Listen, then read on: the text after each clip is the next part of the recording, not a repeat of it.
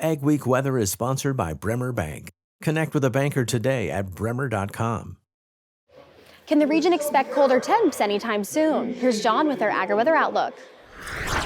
It is back to cold weather in southern Canada and parts of the northern United States. The cold weather looks like it's going to linger for a while. It's not frigid air for the most part. Some of it is getting there, though. We'll take a look at where the coldest weather will be. And as has continued to be the main feature, really, the biggest weather anomaly temperature-wise in the United States this winter season has been the cool weather in the south, which is quite typical of El Nino winters, and this has been a classic El Nino winter.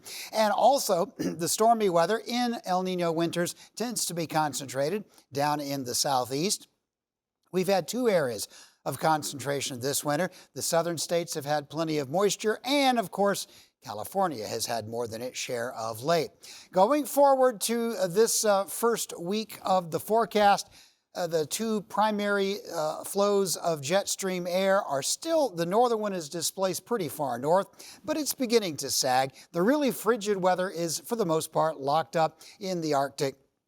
But we have freezing weather, not only in the northern Rockies, but across the northern tier, in through the Great Lakes, and down through the Appalachians continues to be fairly cold. The entire southeast, with the exception of South Florida, continues to be quite cool. By cool, I mean a lot of weather in the 40s and 50s. A warm day might get you 60. This cold weather is mostly below freezing. This is the really cold stuff, and that's going to stay up there. But notice it's kind of pushing south, and I do think we may get a few fingers of some of that near 0 degree high temperature weather dropping down toward North Dakota, but I don't think it will really make a push. I think it'll just kind of threaten for the most part. The only really warm area will be the far desert southwest, the end of the Colorado River, and that's really about it.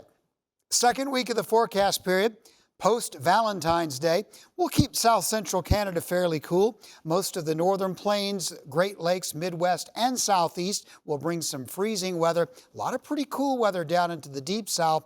Florida will escape most of it, but it won't be really terribly hot. The only really hot weather per se will be down there in parts of the Mojave Desert. As far as precipitation goes, I think the East Coast will still be fairly stormy, with some storm systems turning into rain and then snow up in the Northeast. I think there will be at least a modest snowstorm through some semblance of the northern plains.